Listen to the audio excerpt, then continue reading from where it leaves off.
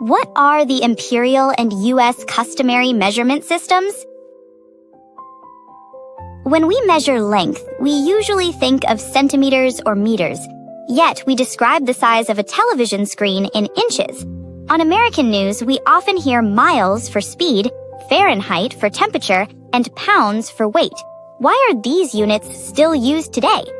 The imperial and U.S. customary measurement systems are systems of measurement that uses yards, feet, and inches for length, pounds and ounces for weight, and gallons for volume. The units used in the United States come from traditional British units that were brought over long ago and have remained in use. Even so, the main reason these units are still used is simply habit. Our whole daily life, such as road signs, building plans, tool sizes, recipes, and package labels, is built on these older units.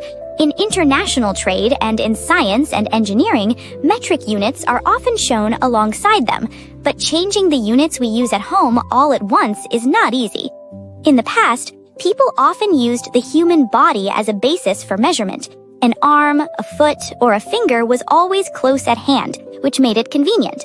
The problem was deciding whose body to use. Since everyone is a different size, the same word could not always mean the same measurement. After much thought, people turned to the king as their standard. The king had great power and high status, so his measurement could quickly become the standard for the whole society. At the very least, it would stop endless arguments about what the standard should be.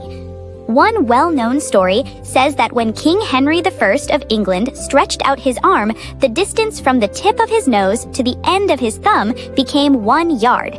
Today, 1 yard is defined as 91.44 centimeters. However, the yard was not very convenient for measuring shorter lengths in everyday life. Another unit, said to have come from the length King Henry I's foot, is the foot. Its plural form is feet, and 1 foot equals 30.48 centimeters. When a foot is still too large, we measure smaller lengths in inches. 1 inch equals 2.54 centimeters, and it is often said to have come from the width of a thumb. When we talk about the size of a television or smartphone screen, we express the diagonal length in inches. 12 inches make 1 foot, and 3 feet make 1 yard. In other words, 1 yard equals 36 inches.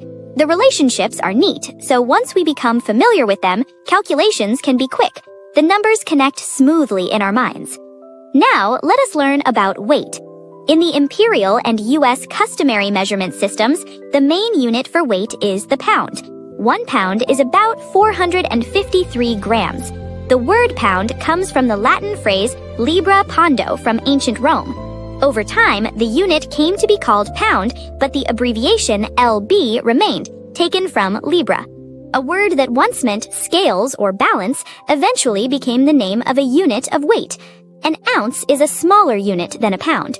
The common ounce used in daily life is about 28.3 grams, and 16 ounces makes up 1 pound. By contrast, the troy ounce used in trading precious metals is about 31.1 grams, giving it a different value.